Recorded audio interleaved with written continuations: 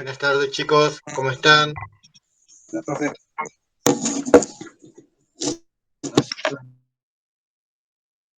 No se cae. Bueno, vamos a poner por acá. Bueno, ¿cómo están? Bien, ¿Bien? ¿Se puede escuchar bien? ¿Los demás se escuchan bien? yo escucho bien. Bueno, hasta ahora, bueno, ¿cuántos somos? 1, 2, 3, 4, ¿no? Sí. Esta Micaela se enganchó. Hola, Micaela, ¿cómo estás? Hola, profe, ¿bien y usted? Bien, bien, ¿mejor? Sí, por suerte. Está bien. ¿Ya, digamos, está con el alta o falta un poquito todavía? No, ya me dieron el alta hace una semana. Ah, está bien, está bien. Así que, ¿cómo fue? ¿Leve? ¿Más o menos? ¿La pasaste medio mal? No, mi mamá fue la que tuvo más síntomas. A mí se me fue el olfato solo. Ahora está volviendo de a poco, pero dentro de todo estoy muy bien. Está bien. Bueno, me alegro que haya sido leve, bueno, que la familia también se esté recuperando. Sabíamos más o menos porque nos vamos comunicando con la preceptora, bueno, nos van avisando más o menos de cómo están, y bueno, y también me avisan de vos. Así que, bueno, contento, bueno, de que esté mejor, y bueno, que esté mejor. Fuerza para tu mamá también. Bien, a ver, Priscila, ¿cómo está Priscila?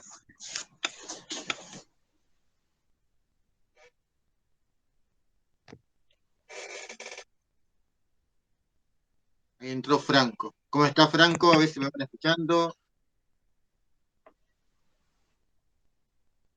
Bien, bueno, ustedes me dicen si no se llega a escuchar, porque, bueno, como no contestan, yo doy por supuesto que por ahí tienen apagado el micrófono y van abriéndolo y creo que me van escuchando. Pero si no se llega a escuchar, me dicen así, eh, podemos ver de qué manera arreglamos. Sí, se escucha, me dice Franco, muy bien, Franco. Bueno, eh, nosotros o ustedes, además de los trabajos adeudados, están trabajando el trabajo práctico número 4, llamado los presocráticos. Lo que vamos a hacer, más o menos, porque es la primera clase que tenemos nosotros, virtual, y no sé si, no recuerdo bien, si es la primera clase que tenemos, porque presencial me parece que tuve solamente con una burbuja, pero bueno, no recuerdo muy bien. Igual lo importante es de que de acá a los martes que nos correspondan tener las clases virtuales hasta que lleguen las presenciales, vamos a tratar de reunirnos para poder llevar adelante un poco las clases y además que ustedes puedan trabajar bien. Si bien hasta ahora vienen muy bien, yo le decía a Valeria, la preceptora de ustedes, no me contestan los mensajes por el grupo de WhatsApp, pero por lo menos veo que van entregando los trabajos prácticos en el CLAR. Bien, traten de utilizar las dos herramientas. El Meet, que es, digamos, desde donde nos vamos a ir encontrándonos hasta que nos veamos, pero también el grupo de WhatsApp. El grupo de WhatsApp es un grupo en donde ustedes tienen para sacarse dudas, para preguntar, incluso, yo qué sé, voy a decir algo que no es, estaba por decir, voy a decir algo tonto, pero en realidad no es. A ver, alguien dice, yo qué sé, estoy re bajo, ¿con quién hablo un cacho? Y bueno, si yo tengo el tiempo libre y yo qué sé, alguien quiere hablar y charlar, aunque sea por mensaje o audio, yo no tengo ningún problema. Este tiempo de cuarentena, obviamente fruto de una pandemia, eh, termina también enfermando. Eh, ¿Cuánto, diríamos, nos cuidamos? ¿Por qué? Porque el aislarse, que es lo mejor, yo sigo apostando en que hay que aislarse, pero también es cierto que si uno no está muy bien en el sentido de que tiene muchos problemas en la casa, o está bajón, o tiene problemas existenciales, muchas veces el aislamiento también puede hacer mal y puede hacer mal de acá. Entonces está bueno de que uno pueda tener canales para poder dialogar, charlar, y bueno, yo ofrezco si ustedes lo quieren hacer también conmigo, pero además de las amistades de ustedes, también se tienen ustedes, diríamos, recursos. Que el curso sea también un espacio justamente para poder vivir esta cuarentena y esta pandemia. Incluso a veces pasa de que compañeros viven cerca y bueno, algunos compañeros pueden llegar a ayudar a personas que, por ejemplo, se pesquen el COVID, porque muchas veces uno no puede salir y bueno, necesita que alguien le haga los mandados, ni hablar si hay un problema económico, ¿no? Así que bueno, simplemente un poco esta introducción para que sepan, bueno, que estamos todas en la misma y que tenemos que solidarizarnos entre nosotros.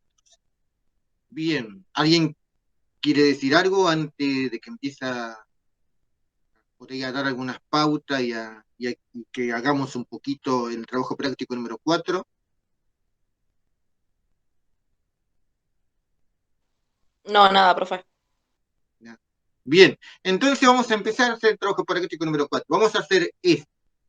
Empezamos con el trabajo número 4, pero como todo está interconectado, vamos a ir, diríamos, volviendo al 3, al 2, al 1, así ustedes tienen la posibilidad de también sacarse alguna duda. Si bien voy a hablar un poco yo, pero yo también les voy a pedir si quieren intervenir, sobre todo lo que hicieron en el trabajo práctico y bueno, pudieron trabajar bastante bien, o aquellos que, bueno, tienen algunas dudas, pueden, diríamos, socializarlo y los que por ahí lo fueron haciendo también pueden socializar qué fue lo que fueron haciendo. Bien, el trabajo práctico número 4 lleva como título Los presocráticos. No, porque vamos a ver personas que están privadas de su libertad, sino porque cada vez que utilizamos la palabra pre antes de un concepto o unido a un concepto, estamos diciendo anterior, porque la palabra pre significa anterior, como la palabra post significa posterior. Bueno, entonces, cuando nosotros hablamos de presocrático, estamos hablando de aquellos filósofos que vivieron antes que el gran filósofo, podríamos decir, del griego, llamado Sócrates. Por eso, presocráticos, anteriores a Sócrates. Buenas tardes, Nicolás, ¿cómo estás? La profe. Bien, estamos haciendo un poquito el trabajo práctico número 4, pero vamos, diríamos, retrocediendo hacia atrás, para ver el 3, el 2 y el 1. Bueno, entonces le decía entonces que los presocráticos son los pensadores que vivieron antes de Sócrates.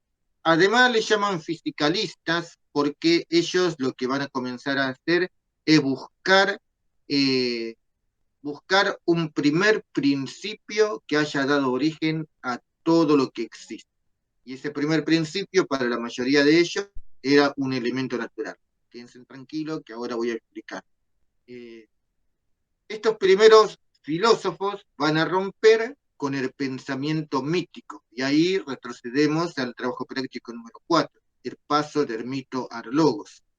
Estos primeros pensadores, ¿qué es lo que van a hacer? Le llaman el genio griego, pero ¿qué significa el genio griego? Significa entrar, romper con un pensamiento anterior o con una forma de pensar anterior para dar paso a algo nuevo.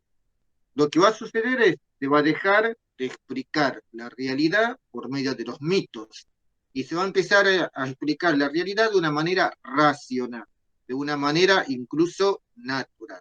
Vamos a poner un ejemplo. A ver. Siempre la gran pregunta, o entre las grandes preguntas que tenemos, está en esta, ¿no? ¿Por qué existe el sufrimiento en el mundo? ¿Por qué tanto mal es en el mundo? Y bueno, en la antigüedad, en Grecia, trataron de explicar esta gran pregunta. Y lo explicaron por medio de un mito, el famoso mito de la caja de Pandora. Más o menos, porque bueno, se mezclan todos los mitos con este tema de que estoy corrigiendo bastante. El mito de la caja de Pandora, sintetizado un poco, ¿no? Dice que eh, los dioses habían creado al ser humano. Los dioses habían creado al ser humano eh, y, y, y le habían regalado todo, pero todos los dones, todos los recursos.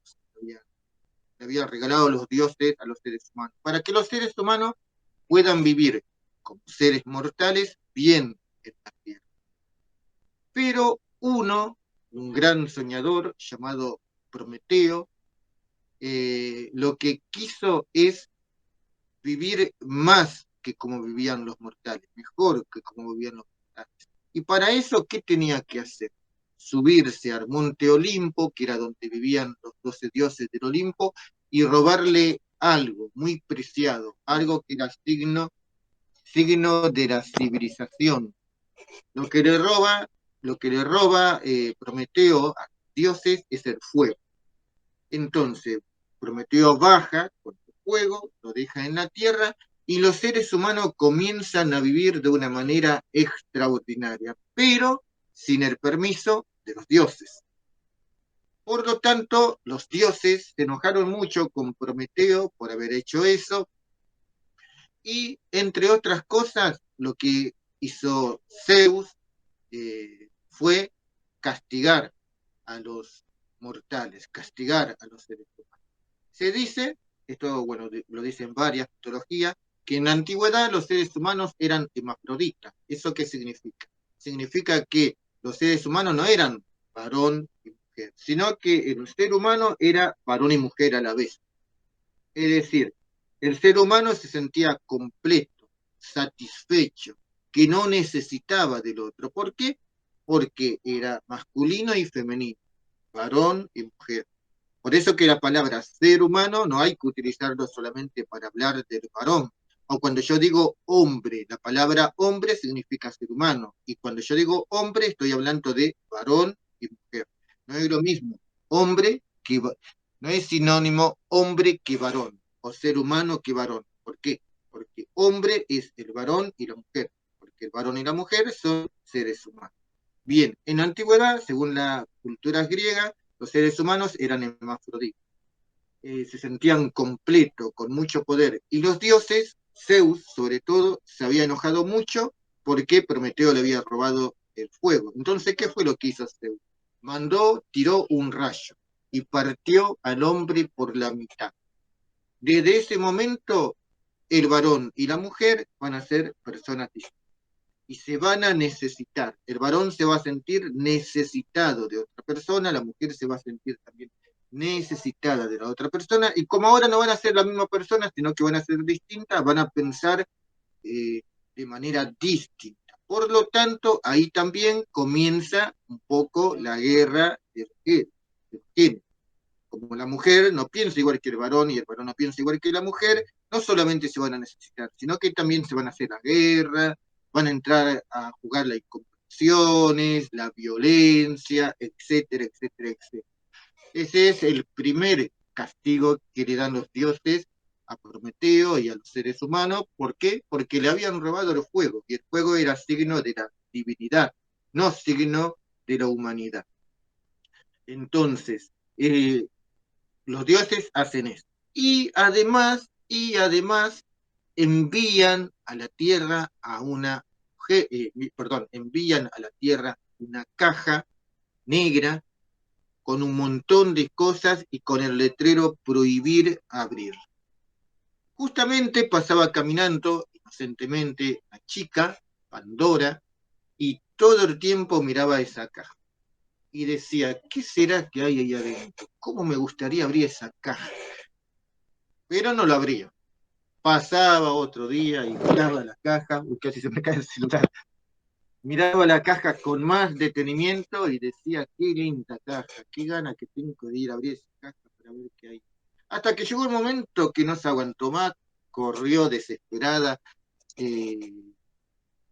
Pandora y abrió la caja. Al abrir la caja comenzaron a salir de la caja como volando todos los males de la humanidad. La guerra, el sufrimiento, la enfermedad, los desastres naturales, todo lo que se puedan imaginar.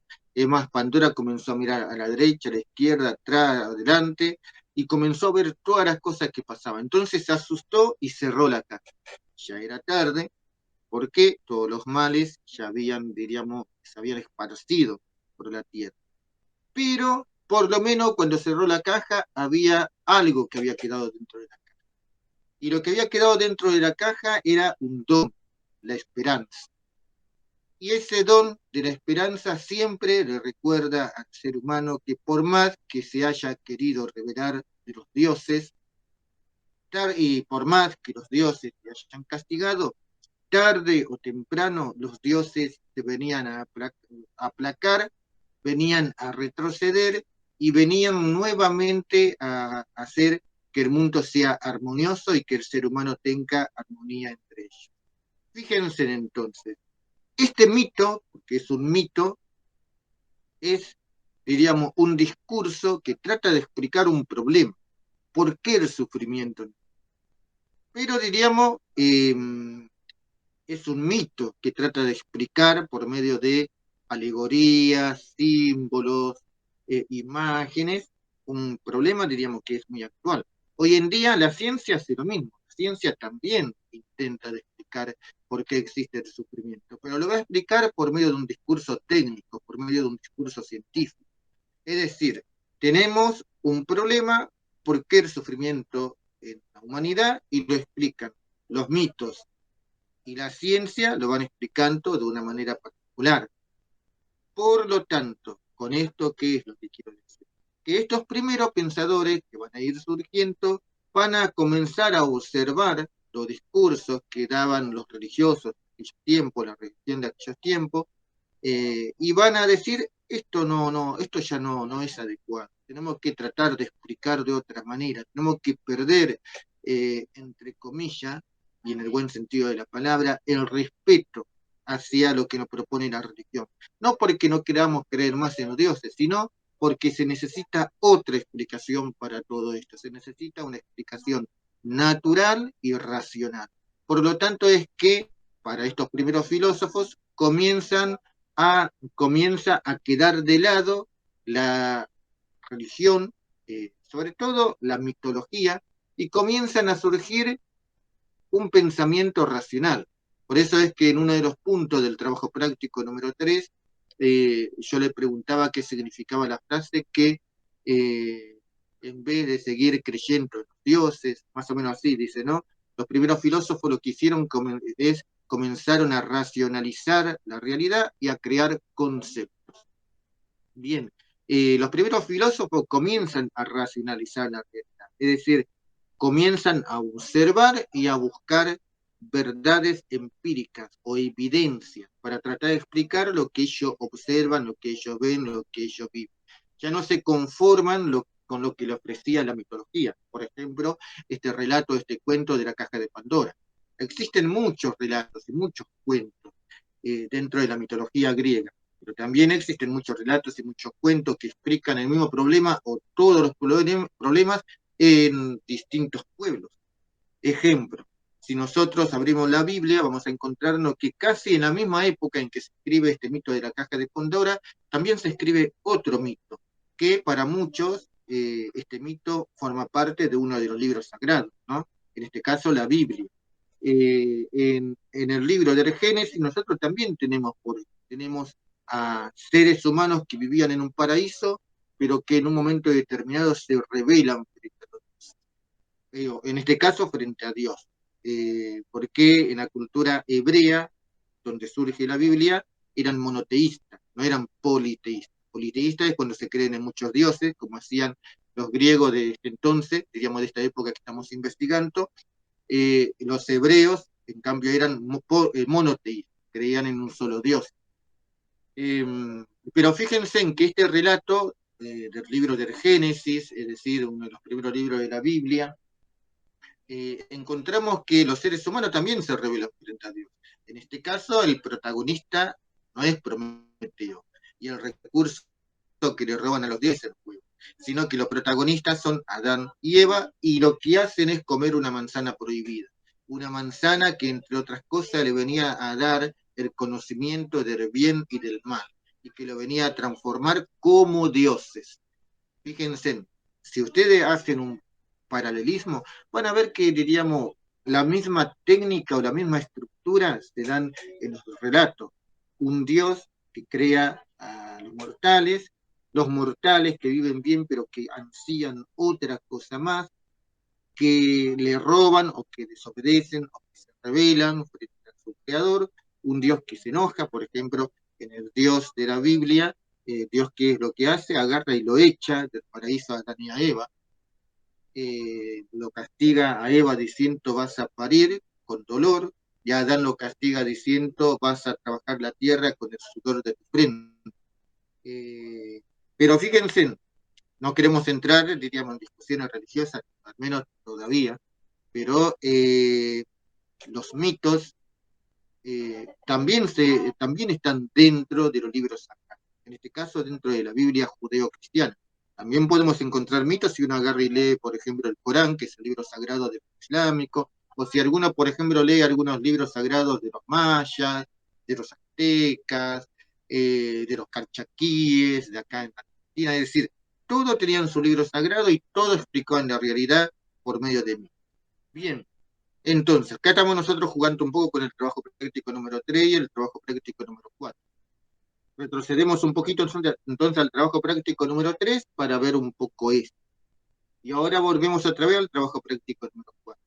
Estos primeros pensadores, entonces, lo que empiezan a hacer es dejar de explicar de una manera mítica, religiosa, el universo, y empiezan a explicar de una manera racional, de una manera natural. Ustedes en el primer punto, si no me equivoco, tienen, diríamos, que colocar verdadero o falso y justificar la opción incorrecta.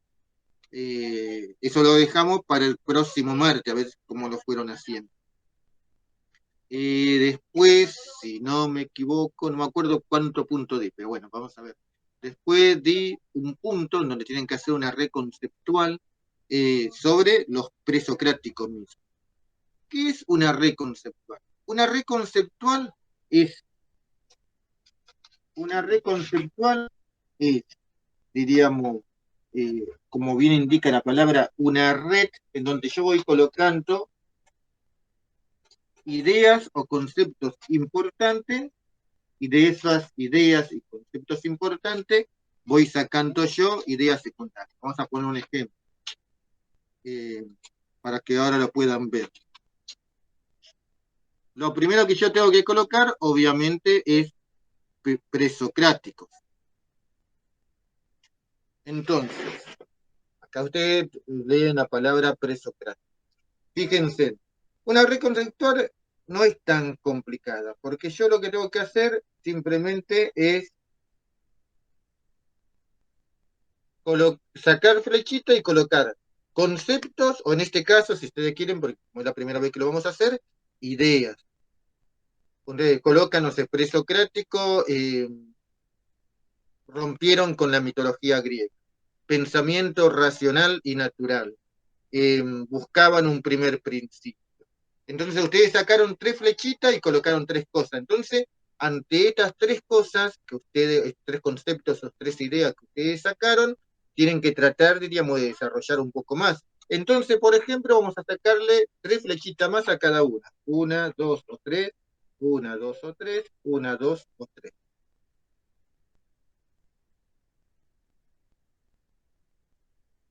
Entonces, simplemente tienen que ir haciendo eso. Después, si ustedes quieren, lo terminan acá, pero si ustedes ven que, diríamos, hay más cosas, agarran y van agregando más. En este caso, diríamos, lo que tienen que leer no es tan largo. Por lo tanto, tienen la posibilidad de ir, diríamos, ensayando un poco este trabajo. Entonces, eso es lo que tienen que hacer ustedes en la red conceptual.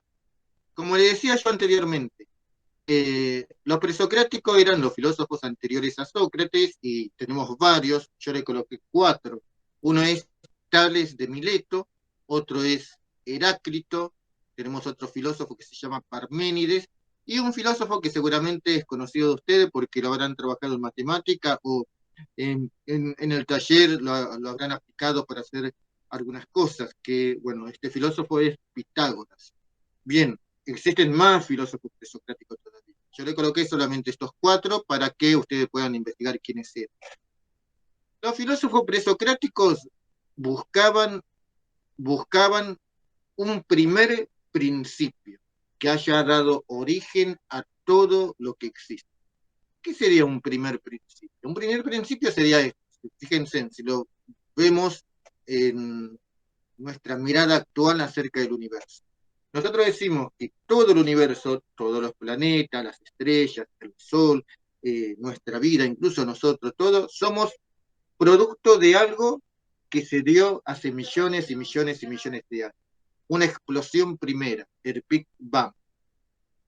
Pero el Big Bang tuvo que tener un origen, es decir, tuvo que tener un principio, tuvo que haber algo que haya activado el botón para que suceda el Big Bang, y explote y surjan todos los planetas.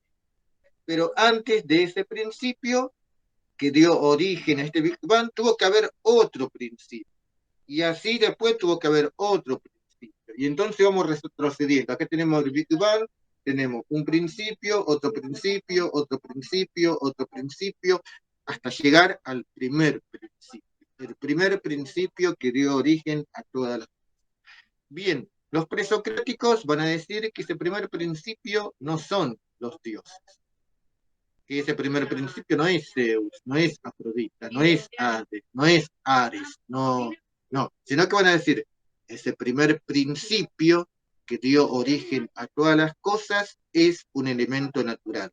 Ejemplo, Tales de Mileto va a decir que al comienzo de todos los tiempos existía el agua, y que el agua fue, diríamos, creando el universo. Y es más, él va a decir, en última instancia, todas las cosas que existe es agua. La montaña, por más que sea sólida, es agua, el océano es agua, nosotros somos agua, hasta los dioses va a decir Tales de Mileto que son agua. Por lo tanto, el agua va a ser el primer principio, según Tales de Mileto. Es decir, lo que existió antes de todos los tiempos. Y así como muchas veces decimos que todas las cosas tienen un alma, es decir, que cuando desaparezca lo concreto, algo va a quedar, que tiene que ver con lo energético. Bueno, Tales de Mileto justamente decía esto, decía, lo concreto es lo que nosotros vemos, por ejemplo, una montaña, no sé, un árbol, un ser humano, un animal, eso sería lo concreto, pero cada uno tiene un alma. Ese alma es el agua, va a decir Tales de Mileto. Entonces, fíjense, ustedes van a decir, bueno, pero este tipo no está. Pero bueno, lo importante de Tales de Mileto va a ser que con él surge la filosofía. ¿Por qué? Porque el gran paso que hace él es decir, a ver, no pensemos míticamente la realidad, no pensemos que los dioses generaron el universo, sino que pensemos de una manera racional. Y yo agarro y propongo al agua como el primer elemento, el primer principio que dio origen a todas las cosas. Después van a encontrarse con otros filósofos que van a decir que otro elemento natural en realidad fue el primer principio. Por ejemplo, Heráclito va a decir que el primer principio no era el agua, sino que era el fuego, que antes de todos los tiempos lo que existió es el fuego, y el fuego fue dando origen a todas las cosas que existen, y que el fuego se encuentra dentro de todas las cosas. Heráclito va a ser un filósofo que va a proponer que la realidad está cambiando incesantemente, y que justamente la realidad se mantiene justamente en este proceso de cambio. Si la realidad dejara de cambiar, dejaríamos de existir. Entonces, para este filósofo, que después la semana que viene, cuando ustedes tengan más contacto con lo que van a investigar, lo vamos, diríamos, a poder comprender un poco mejor. Este filósofo lo que propone es que sí o sí la realidad es un fluir constante, la realidad es un cambio constante. Después nos vamos a encontrar con otro filósofo llamado Parménides. A Parménides lo denominan el fundador de la metafísica. ¿Por qué?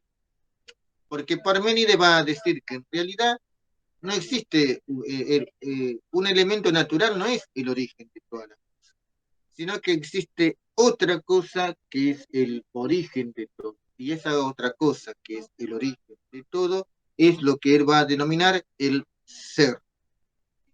¿Qué es el ser? Y ahora, bueno, termino para que ustedes puedan, diríamos, opinar algo. ¿Qué es el ser? Fíjense, vamos a poner Si ustedes empiezan un poquito a mirar ahora, me ven a mí y dicen, él es el profesor. Entonces, él es. Yo lo veo a ustedes y yo digo, ellos son mis alumnos. Entonces la palabra son es, es lo que justamente estamos hablando del ser. Miran hacia afuera y hay un lindo sol y dicen, ahí está el sol. Es el sol, es el viento, son los seres humanos. Esto es una mesa. Es decir, todos compartimos algo en común. ¿Qué es lo que compartimos en común? El ser. Todas las cosas son, todas las cosas existen. Pero estas cosas existen porque de algo o de alguien le viene su existencia. De eso, de aquello que le viene la existencia, es justamente el ser con mayúsculas. Entonces, Parménides, una de las cosas que va a empezar a decir es, existe un primer principio, que no son los dioses del Olimpo, pero tampoco puede ser un elemento natural, porque el agua no puede ser, eh, eh, no puede ser que el agua haya existido antes que todo, como dice Tales de Mileto. El agua tiene que también haber sido creado por otra cosa. ¿Quién le dio la existencia al agua? Se lo dio el ser. Como así le dio la existencia al sol, al ser humano, a los planetas, etcétera, etcétera, etcétera.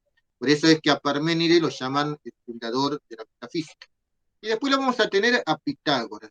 Pitágoras se hizo muy famoso porque fundó una escuela de filosofía, una escuela medio, una secta, mejor dicho, más que una escuela, una secta filosófica mística. Todos los que se juntaban con Pitágoras se iban a vivir, se apartaban de su familia, eran medio como antisociales, porque se apartaban de todo, dejaban su familia, dejaban sus cosas, dejaban de trabajar y se iban a vivir todos juntos, pero eran extremadamente inteligentes.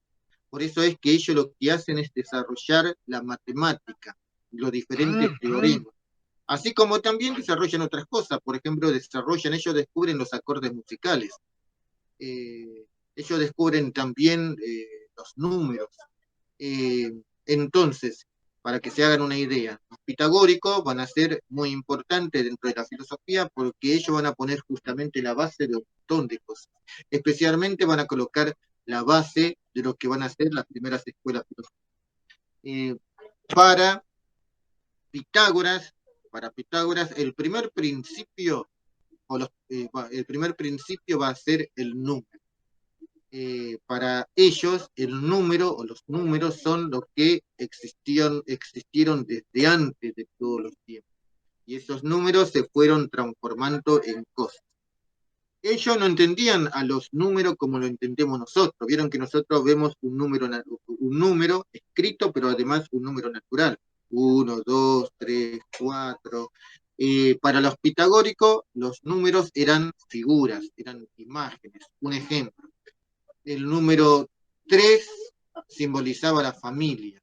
Por eso es que el número 3 era muy importante. Un número 2 significaba un matrimonio. El número 10 significaba el mejor de todos. Fíjense en cómo nosotros popularmente tenemos a estos números, porque decimos poneme, profe, ¿qué nota me puso? Y los profes ponemos 10, 100, 1000. Siempre diríamos el 1 y el 0, parecería como que termina siendo signo de el mejor. Ni hablar si nos ponemos a pensar en el fútbol, el 10, camiseta del Diego. Es decir, siempre el 10 eh,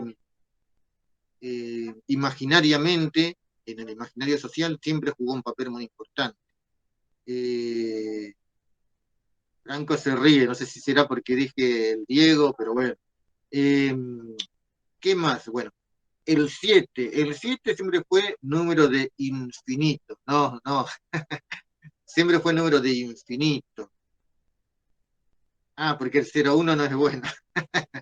Está bien. Entonces, fíjense, para estos filósofos, números eran seres vivientes. Ellos, por eso que ellos van a crear, entre otras cosas, la numerología. Si bien se van a relacionar mucho con Babilonio, que tenían claro todo este tema, pero para ellos los números van a estar muy relacionados con lo mágico. Hoy en día, para que ustedes se hagan idea, para que ustedes se hagan una idea, el tarot tiene mucho de los pitagóricos, porque el tarot, es decir, las cartas, yo no entiendo muy bien eso, pero bueno, las cartas están relacionadas con números, con los astros, con la distancia, con la personalidad de las personas, con el destino de uno, etcétera, etcétera, etcétera, etcétera. Eso ya lo pensaban los pitagóricos, hace más o menos unos 2721 años antes nuestro. Entonces, más que nada, para que se haga una idea, yo le coloqué a esos cuatro. Lo vamos a terminar por ahí de ver mejor el próximo martes, que nos vamos a juntar otra vez, eh, diríamos, para que así, diríamos, lo podamos redondear, porque bueno, imagino que ya para el próximo martes ustedes ya este trabajo lo van a tener hecho. Eh, entonces, bueno, este sería el trabajo práctico número 4. Lo relacionamos un poco con el trabajo práctico número 3 y bueno, y el 2 y el 1 implícitamente estarían dentro de esto. ¿Por qué? Porque recuerden que en el trabajo práctico número 1 lo que nosotros hicimos fue trabajar un poco sobre qué es la filosofía. Y entre otras cosas dijimos que la filosofía es una disciplina que se especializa en hacer preguntas, en plantear problemas y no tanto en brindar respuestas, no tanto en brindar soluciones. El filósofo es el que busca y ama la sabiduría, y la sabiduría no consiste tanto en tener mucho conocimiento. La sabiduría consiste en saber vivir la vida, vivirla bien, disfrutar de la vida. Para disfrutar de la vida, ¿qué es lo que tenemos que hacer? Desenmascarar todos los intereses que se encuentran en los discursos, intereses creados no por el pueblo, sino por los poderosos para tratar de engañarlos, atraparlos, y que así nosotros, como pueblo, repliquemos o reproduzcamos lo que ellos quieran. Por ejemplo, nosotros nos vestimos de una determinada manera, pensamos de una determinada manera, eh, valoramos ciertas cosas y no otras, y eso tiene que ver mucho con el tema de la cultura, en el lugar donde nacemos. Pero la cultura no es una plantita que nace de manera natural. La cultura son las acciones de los hombres que se van institucionalizando con el tiempo, perpetuando y muchas veces naturalizando. Y ahí está el tema. La cultura es algo muy importante, pero tenemos que saber que es una creación humana, no un regalo de la naturaleza. Si sería un regalo de la naturaleza, no se podría modificar. En cambio, al ser una creación del ser humano, se puede modificar. Un ejemplo, pongámonos a pensar en este famoso patriarcado, de la cual estamos entre todos, me imagino, tratando de eh, resignificarlo. El patriarcado es la mirada machista que existe en la sociedad y que muchas veces genera esta desigualdad de género. Bueno, muchas veces se pensó que esta desigualdad de género era algo natural, que la mujer siempre era inferior al varón, y por eso tenía que quedarse dentro de la casa y la cara visible de la sociedad ser, diríamos, varón. Pero bueno, esto, diríamos, fue una creación cultural que se fue institucionalizando hasta tal punto de enseñar en los colegios, que se fue cotidianizando y al cotidianizarse algo parecería que es, digamos, algo natural, pero que con el avance del tiempo muchísimas personas comenzaron a ver que esto era un invento, que los roles justamente se terminaron inventando para poder reproducir un modelo de sociedad occidental y oriental y desde ahí poder vivir. Pobres, las mujeres fueron siempre las perjudicadas, ¿no? Pero bueno, gracias a la razón, gracias al pensamiento y gracias al acuerdo entre las personas, vamos viendo de que esto, diríamos, no se puede sostener más. Sea que uno esté, porque muchas veces vieron que decimos patriarcado y hablamos de el movimiento que está tratando de romper con esta mirada patriarcal. Bueno, muchas veces lo asociamos solamente al movimiento que pide la legalización que pidió y con la legalización del aborto, ¿no? Pero no nos confundamos. Personalmente yo no estoy a favor del aborto, más soy pro vida, pero estoy completamente en contra del patriarcado, porque este patriarcado, diríamos, enferma a las mujeres y al varón, al varón. ¿Por qué? Porque el patriarcado hace que el varón se relacione. Sí, no hay problema, Priscila, no hay problema, andá que ya igual terminamos. Gracias por participar de la reunión. Eh, entonces, le decía de que este patriarcado que enferma tanto a la mujer y al varón tiene que ser eliminado. Sea la ideología que uno tenga, si uno es pro vida, si uno es del Partido Verde o del Movimiento Verde, hay que tratar, diríamos, de transformar para vivir una relación más humana, eh, a ver, esta relación de género, ¿no? Así que bueno, un poco sobre esto se basan los 4 trabajos prácticos que vamos a hacer. Yo lo que les pido es que traten de hacer el trabajo práctico número 4, pero también la idea sería que los que no entregaron el trabajo práctico 3, 2 y 1 lo vayan haciendo, para que no se les junte, porque en un abrir y cerrar de ojos ya vamos a tener que, por ejemplo, empezar a poner el primer informe. El primer informe, que sería la primera nota trimestral. En mayo pasa volando, así que imagínense de que si ustedes no entregan los trabajos, después se le va a empezar a ajustar. Y bueno, no es como se decía el año pasado, que los que están haciendo sexto, quinto, séptima no van a repetir si adeudan materia, no. Digamos, ya esto, entre comillas, se normalizó, estas clases online o virtuales o en pandemia, y ahora, bueno, digamos, todos sabemos de que el que no aprueba o no rinde la materia de quinto se la termina llevando, se le da un tiempo en los primeros meses, pero si no aprueba, diríamos, la tienen como previas, como siempre. Entonces, la idea es de que ustedes puedan ir entregando los trabajos prácticos, no se dejen estar y que piensen siempre que el esfuerzo que ustedes pongan se va a ver en la nota. Así que bueno, si bien esta vez hablé un poco más yo porque es la primera vez que nos encontramos y bueno, como quiero que entreguen los trabajos prácticos, eh, hablé un poco yo para hacer una especie de síntesis de los trabajos prácticos que estamos viendo. La semana que viene, que nos vamos a volver a juntar, a encontrar el mismo horario, van a charlar un poco más ustedes de lo que fueron haciendo. ¿Alguna pregunta, consulta, sugerencia, algo que no le gustó? Por mi lado, no, profe. Está bien, Por el mío tampoco, profe. bien. No tengan miedo que no me voy a enojar, no me voy a sentir mal si eh, no pude explicar bien. O si no le dejé hablar a ustedes, porque por ahí tenían mucha ganas de hablar.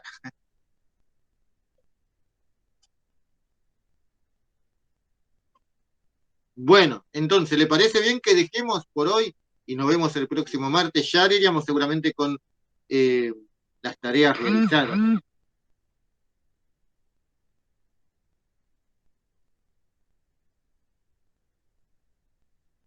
Sí, Sí, profe. no, ¿listo?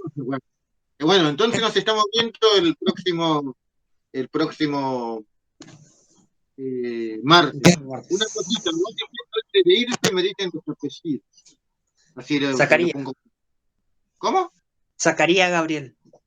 Ah, Zacarías. Ahí. ¿Quién más? Y Janes. Janes. Priscila Corbalán también estaba, ¿no? Olivera, profe. Ah, Olivera. Cualquier cosa te dicen. Olivera. Jiménez Alan, muy bien.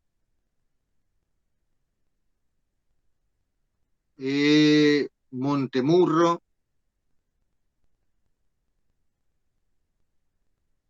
Franco López.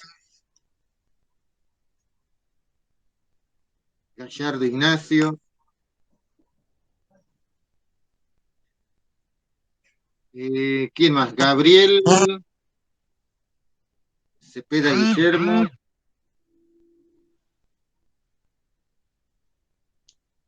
¿Quién más? Y Gabriel puede ser. Fui el primero que dijo, profe. Ah, el primero, perdón. Ramos Paulo. Bien. Bueno, entonces, chicos, chicas, nos estamos viendo el próximo martes. Vamos a hacer así. Esta semana a nosotros no nos tocaba, pero como no tuvimos ninguna clase virtual, yo le pedí a la preceptora que podamos tener clase virtual. La semana que viene nos tocaría otra vez, así que vamos a tener la semana que viene nuevamente una clase virtual. Y ya después el otro martes, ya no. El otro martes sería clase asincrónica. Así que bueno, cualquier duda, consulta, tienen el grupo de WhatsApp o me mandan un mensaje personal o me escriben por el Slack. Así que bueno, nos estamos viendo. Si no hay nada que decir, nos estamos viendo. Bueno, profe, nos vemos el martes que viene. Chao, profe. Nos vemos, chicos. Cuídense.